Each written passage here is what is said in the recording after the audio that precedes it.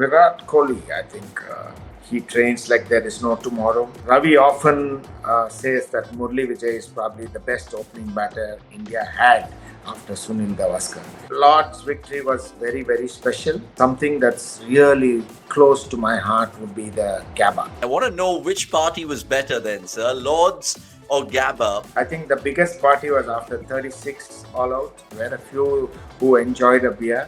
We did, of course. Best bowler in the world right now, and you can't say Jasprit Bumrah. I would say Mitchell Starc. I think it's each one's own choice, how you unwind. When we talk about unsung heroes in Indian cricket, this man has to be right up there. Despite playing just 2 tests and a handful of ODIs for India in the 80s, his understanding of the game technically and mentally is second to none. Seeing some of India's best wins in his tenure, this man is widely acknowledged for creating India's best ever pace battery under Virat Kohli's leadership. Currently, he's still working in the IPL with KKR as well as other teams in the T20 fray, but today we had the opportunity to unwind with Team India's former fast bowling coach and Tamil Nadu legend, Bharat Arun.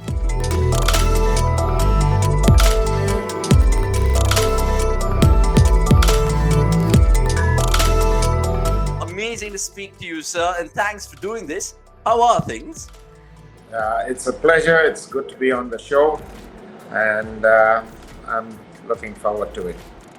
Super. I mean, this is a show that we're kind of doing casually with a lot of great names in the game. And obviously, you've just come back from the UAE, from the ILT20. Now, you've always believed that Team India's dressing room that you've been part of had 2 main qualities. Correct me if I'm wrong.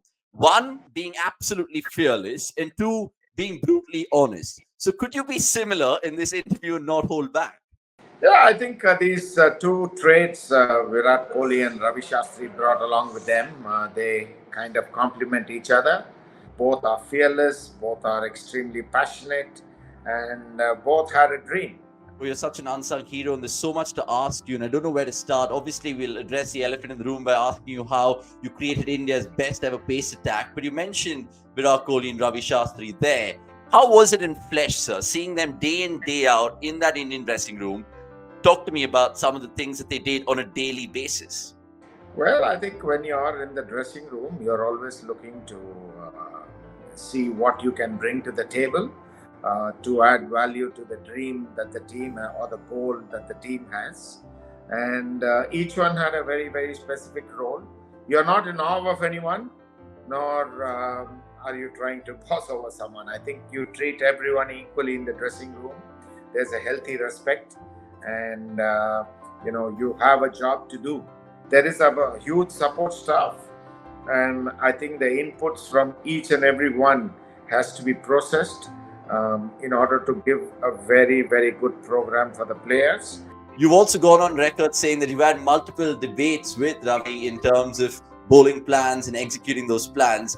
Talk to me about one of the biggest debates that you've had with him, where even till today that you guys kind of chuckle about it. I think a difference of opinion is very healthy for any organization. There has been a few difference in thought process. One such debate comes to my mind instantly is much during COVID when Ravi called me up sometime in June, I think, and we are supposed to travel in October. In case we go to Australia, he said, I want to take the offside out of the Australians, especially some of their top order. And so initially there was an argument. I said that's where you need to be bowling, and then I said I'll get back to him in a week's time. I checked the entire footages, then I checked the wagon wheel, then I got to get all the scoring areas. See, again, if you're talking of unsung heroes, then the analyst who prepares what you want, he's got his role to play too. He comes up with very, very useful information that helps you to plan what you need to do. So I think once we realized that most of their runs were scored on the offside, also offside is one area where also they give you a chance. But in pursuit of that chance, you end up conceding runs.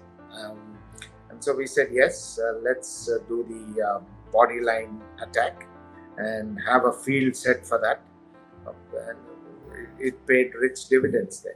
It did, and you've spoken about it vociferously in many programs over there. I just want to come back to the relationship you share with Ravi in that tenure, because it was so good to see so many remarkable wins. And your relationship actually goes back with him 1979 when you toured to Sri Lanka. I think not on a main tour, but Ravi was your captain then. Is it the fact that you've known him so long? He was adamant to have you in the coaching setup when he got the role of India coach, and he really wanted you. Why do you think that is?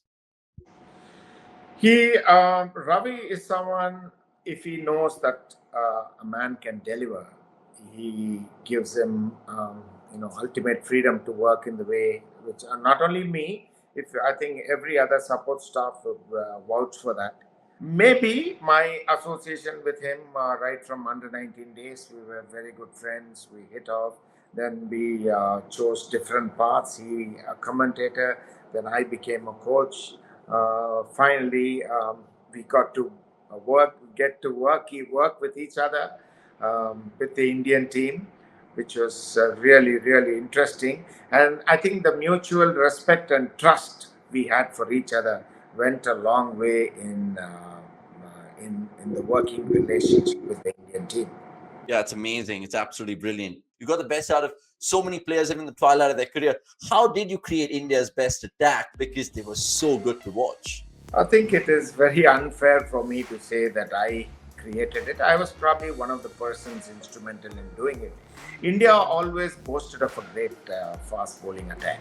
It's a very intriguing thing that many Indian fast bowlers start bowling fast, 140s, and then they go back to late 120s, 120s or early 130s.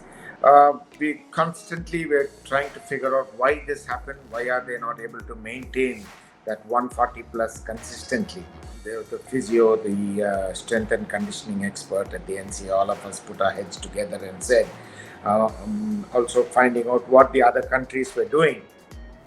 We decided on managing the fast bowlers well, to have a battery of fast bowlers, to manage them well so that they are in the peak of their fitness at any given point of time. So then we came about saying it's not only for fast bowlers, there has to be some minimal fitness standards that has been set for the whole team, and everyone's got to abide by it. It was very easy for us to implement that because Ravi Shastri bought into that, and Virat Kohli, as everybody knows, is you got to stop him from doing fitness work. He's probably one of the fittest Indian cricketers ever. So it was very easy when the captain and the coach buy into the theory, and every fast bowler was made sure that he was given a very, very good program. I think the strength and conditioning coach for us was Shankar Basu.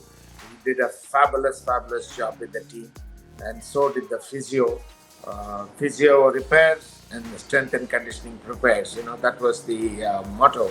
And I feel with all this, the bowlers were constantly challenged in the net.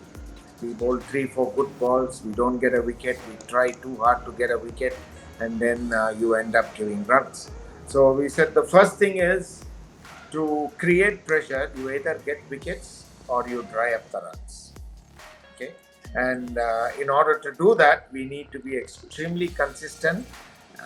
So that's exactly what they worked on in the net. They need to come and tell us what lines they're going to bowl, what ball they're going to bowl. It was more like fun and also a challenge. When you say that this is what you want to execute, then there is always, you can never recreate a match in a net, but some kind of pressure in the net was good enough for them to be extremely consistent. You mentioned the word pressure there, and I know you've said this to Ashwin in his video podcast earlier, the fact that Ravi Shastri hated bowlers conceding boundaries, especially back-to-back boundaries, and you'd be sitting next to him in the dressing room, and Ravi will be all animated, kind of, yelping at the players out there in the middle. Was it kind of hard to bear at times when the bowlers are leaking runs? Would you kind of pacify Ravi as a best friend? I think Ravi is experienced enough. He's watched enough commentary. He's played enough. He's played 75 odd test matches, I think if I got the numbers right, it's about 80 test matches. He's been one of the best commentators for 25 years, watching the top cricketers play. So I'm sure he does understand that, conceding boundaries are also part of sport. Yes, he hated giving runs as a bowler, and momentarily he would take it out, but then he was pretty chilled out after that. I have to ask you, what is Virat Kohli's USP as a test captain? Because you mentioned the plans the bowlers had to execute, but Virat's energy, the drive, the body language of the team, for all those 68 tests that he led India, you never felt it once there was a dip in energy. You always felt that we had the right things to do going into each session of play. Just talk to me about Virat Kohli and him being an amazing test captain. Virat Kohli, I think, was simply amazing. He was somebody who led by example. If you go into a training session, he trains like there is no tomorrow. If he goes into a fielding session, I think he feels like his entire life depended on reaching and catching the ball, even at training. So there was no holding back at all. And when he comes into bat in the net, he selects the most difficult wicket, and he selects the most difficult bowlers, and the guys who throw down, he asks them to try and hit him, and that's the kind of practice he does. So when someone who's so passionate, who has all the qualities that he was looking for, being honest, being fearless, he doesn't fear anything. Even in the net, if it's even a dangerous track, he said, maybe I'll encounter this in a match, and he'll go about playing your best bowlers, and he'll ask them not to hold back. That was the kind of competitive spirit which he had, which made him what he is today. And with all this, his tremendous passion about Test cricket and the energy he brings in to the team was fabulous, simply fabulous. He would be right at the opposition, not giving them anything, and also at the same time encouraging our bowlers, encouraging our fielders, himself setting an example on the field. All these contributing factors, Virat Kohli, made him what he is. We are lucky to be in the same era when he was the captain and Ravi Shastri, the coach. As I said earlier, they both complemented. They were very much alike. They complemented each other, and they had a huge respect for each other's abilities. And all this runs down to the entire team. Do you think his we fire attitude is actually helped India come leaps and bounds in Test cricket? Because you managed to pace battery over there, and sometimes you think fast bowlers need aggression. When you have Virat Kohli at that slip cordon behind you, is it almost the perfect man to enhance these bowlers and what they're putting out there in final product? See, I think it's okay to have your goals, that what you want to achieve, and things like that. That is something which is long term. But what is even more important than all that is to set the process that we need to follow in order to achieve the goals. That period, I would say it was a fantastic period for India, is because it's not only setting goals and setting targets. I think the process goals were also put in place, and which were measurable. The process goals which were measurable, which helped you. Like match would be just an extension of practice, you know. Of course, it's very difficult to recreate a match kind of pressure, but we try and keep the pressure as much as possible in practice. At least it becomes a lot more meaningful. It's not about long hours of practice. It's about practice which is quality driven, absolute quality driven, and not quantity driven.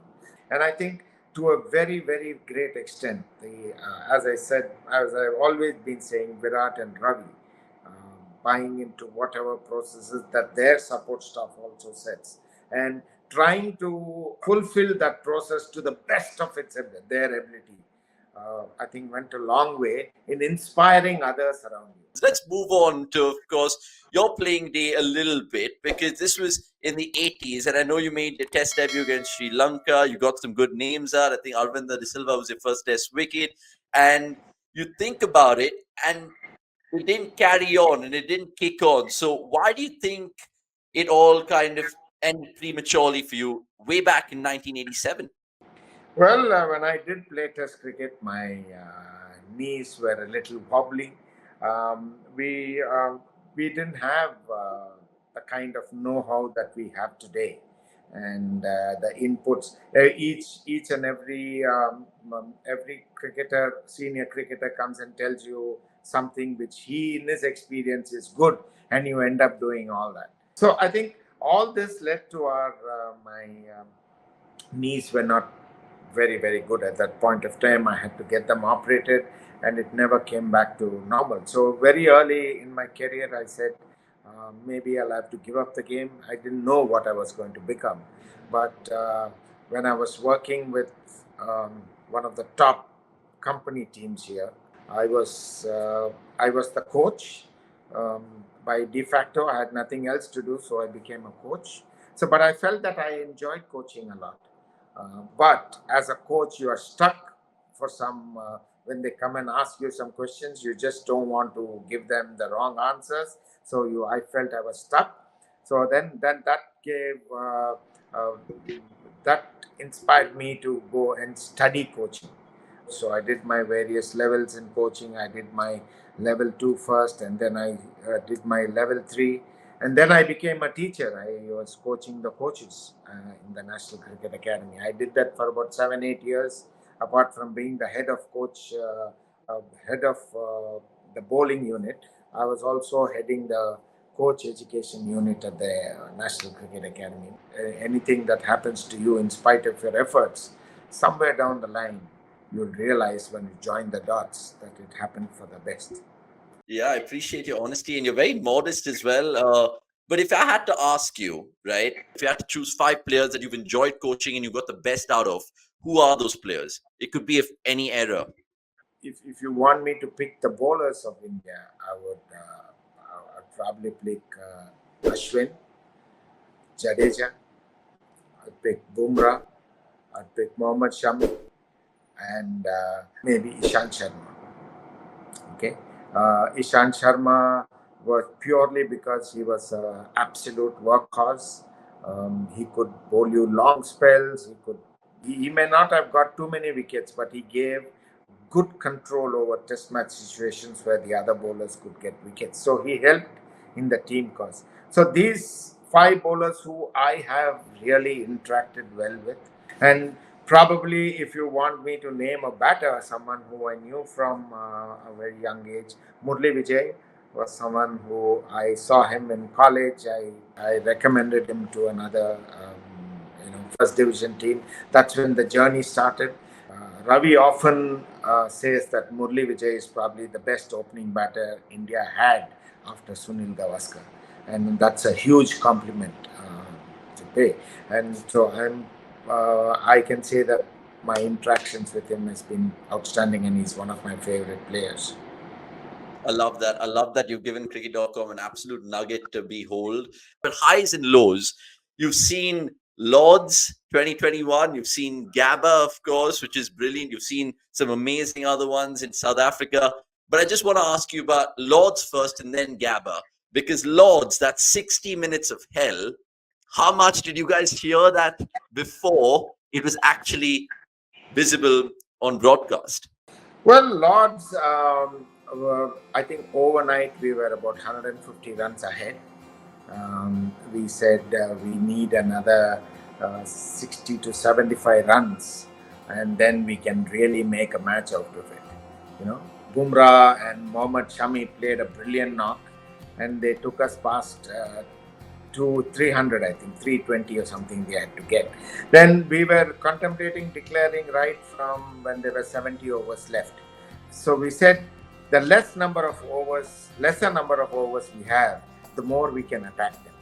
So we want to do that. We want to give them a chance where they can sniff a victory, but then by going for it, they'll open out to play shots. But we, on our part, we need to be absolutely bang on. We need to be on target. The bowlers were really extremely motivated to come back and win that match for us. But yes, Lord's victory was very, very special, but something that's really close to my heart would be the Gabba, because the entire experience of our test bowlers in the Gabba test match was less than 10 test matches, whereas Australia were close to 300 test matches, their bowlers put together. So, and also our batting, absolutely the top order of India was absent. With that, the boys, the way they played that match, they didn't go in with any, especially when we were coming out of 36 all out, and then advancing into this was fabulous, and they played to win. In fact, Ravi and the support staff, beyond a point, we didn't give any instructions. We said, let them see what they do. We didn't ask them to play for a draw or go for a win, nothing. We said they have done exceptionally well so far, so it's time for us to sit back and enjoy and see what they're doing. I would say the World Cup victory and the Gabba were two of the pinnacle of my coaching career. And what were the first words to come out of your mouth to Rishabh Pant? Because he hits that boundary, everyone go absolutely wild and berserk. I'm sure there were explicit scenes in the dressing room. What did you do in that moment in time? Did you rush down with the team as well? Do you remember that moment vividly? We lost for words, the way they played. Just went down the ground, everybody ran in. I was just walking in, and when Rishabh Pant came in, just hugged him. That's it. Said nothing. The hug said it all. That victory was something very, very, very special. Absolutely. Actions speak louder than words, and there are pretty many actions, I'm guessing, later that night. I want to know which party was better then, sir, Lords or Gabba, because I'm pretty sure you would say Gabba. And can you just lend us some insight of that party? Was there Bhangra music? Was there some Tamil songs happening? Neither of these. I think the biggest party was after 36. You know, so I know 36 being all out, everybody is in terrible mood, um, and I think team being shot out for 36, you know what kind of mood you would go into. So yes, we went quietly to our rooms that night. We hardly could sleep, so few of us met the next evening, and that's when Ravi said, maybe this 36 is something very, very special to us. We can wear this badge on our sleeves, so it'll inspire us to achieve many great things in life. Also, you can give credit to the way they bowled. They bowled exceptionally well.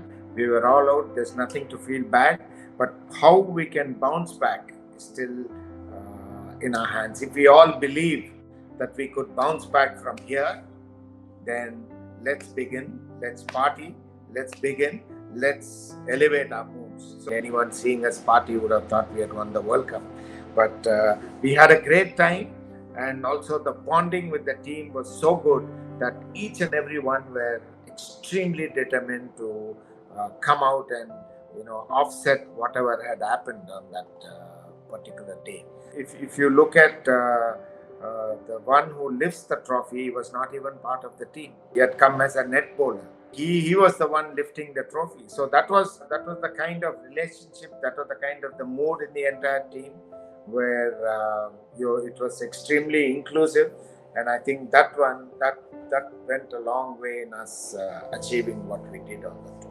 Remarkable, absolutely remarkable. Those tales will never be forgotten on and off the field, indeed. And now you're donning that jersey, which is, of course, a brilliant cricket academy by itself. We spoke to your good old friend R. Sridhar, and we did talk to him about his academy, and it's always good to see that you're as well interlinked with all the youngsters right now, sir. Just a little bit on that academy and how your daily rigmarole is, especially off season. Is everything good in the academy right now? No, I think while we were when we decided to give up the Indian team work and after the World Cup, T20 World Cup, and we said the quality of coaching in India this should improve. I think for the number of kids that play the sport, there are far too less coaches in the country, and we wanted to make sure that we want to get the best coaching methodologies to the grassroots. So it was Ravi Shastri, Sridhar, and I got together and said we got to do something. And so we said, well, let's start an academy. So we started one in Hyderabad, one in Chennai now. Then we're going to start one in Orissa, and in Chennai too we have started another center, and so also in Hyderabad. And also we have a coach education pillar. So we, the head of coach education of NCA, Dr. Suratwala, we have roped him in, and Sridhar and I, and we have totally 5 level 3 coaches between us, and all of us are into teaching as well. Just to give you the numbers, we need close to 2 million coaches in the country, where we have only 5,000 qualified coaches. You're never going to make them at brick and mortar centers because you don't have the time. So if you need to make volumes, I think uh, going digital is the only way. And this coach education scheme that we have come out with will be inaugurating that very shortly. We've actually gone and checked out one of the Hyderabad academies with Sridhar sir, and it was phenomenal. Just the fact that, like you mentioned, coaches coaching coaches, and every day is a school day, no matter what age category you're in. So, fantastic props to you, sir, especially with Sridhar sir and Ravi Shastri sir being involved. I just want to ask you a couple of things then with regards to the IPL, sir, because it's fast approaching. Generally, in the IPL, sir, how is life for you? Are you doing breakfast, dinner, and lunch with the team? Are you kind of going for a pool bonding session with them, or is it different for coaches and veterans like you right now? I think it all depends on. There are some team bonding sessions. There are games being played in the pool. The coaching also. Everybody wants their own time, but IPL gives you everything. In the sense, you're playing only in the evenings. You're practicing in the evenings. You have the whole morning to yourself, and also it's probably the biggest league in the world. The fact that you're part of one of the biggest league in the world is a great feeling. Was that ever like a thing where after a good series win, and you guys had so many amazing series win, was it like, you know what, bunch of high five, bunch of beers, and back to the drawing board, which is always good, right, in sport? Yeah, it's always good, and I think it's something which is really personal. There were a few who enjoyed a beer. We did, of course, enjoy the beer after a hard day's game. I think, especially after every victory, then your dressing room it comes beer, especially when you're playing abroad. So I think it's each one's own choice, how you unwind, how you relax. Now, one man that you might share a beer with in due course is Mitchell Starc, and given the fact that he's got so much of money, is the price tag going to weigh heavily on him? Because you're KKR's bowling coach. What's the first word you're going to tell Mitch in the City of Joy? Nothing, yes, welcome him and ask him to enjoy himself. He knows his job, he's a professional. He, and I don't think I should be looking at what kind of money he's been paid. I should only be looking at what he can bring to the table as a team. So, yes, it's going to be that. And since I know him earlier, hopefully I'm really looking forward to working with him. Do you always have different methods for different players as a coach? Will you give the same piece of advice to a Starc compared to, I don't know, Webb Aurora, for example? I think each one is different. Coaching is about understanding people. Um, it's not about one size fits all. That never works. How quickly I'm able to understand what mindset the bowler is in and what he really needs.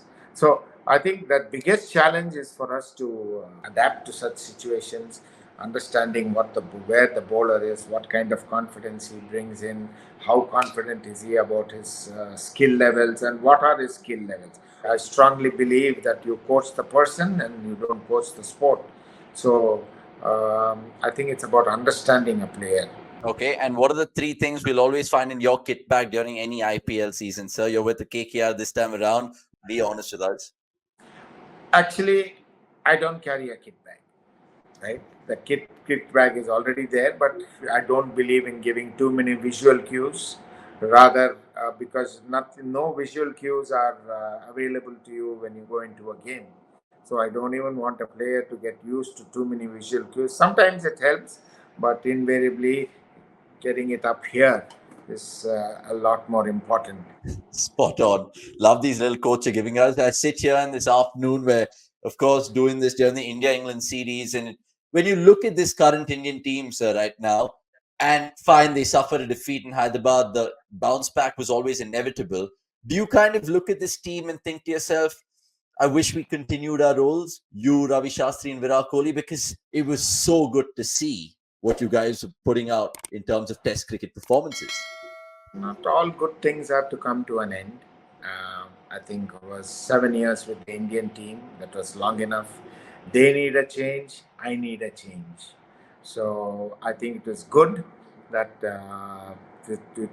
I thoroughly enjoyed my stint with the team. I must say I thoroughly enjoyed, and it's a pretty good break that we have had. I've done so many other things. We have graduated to doing so many other things, which normally it's not possible when you're with the Indian team. So I think now is the time to sit back. We have had our times. We have tried our best. Now is the time to sit back and enjoy and see what the boys are doing and have a great time.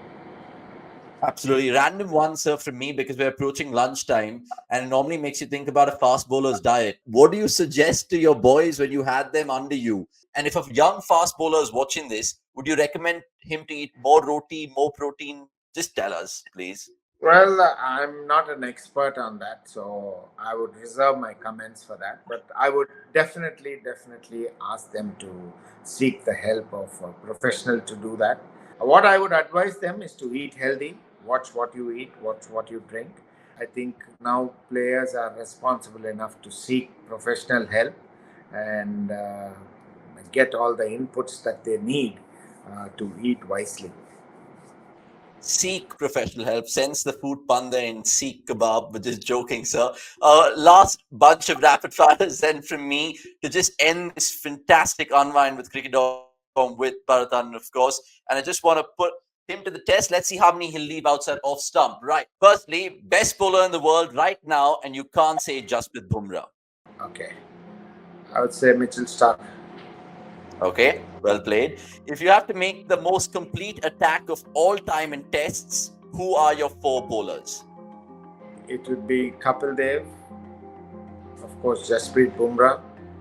It would be Mohammad Shami, and the toss up would be between. Oh, then the spinners. This would be a great toss up between Harbhajan, Ashwin, and Anil Kumble.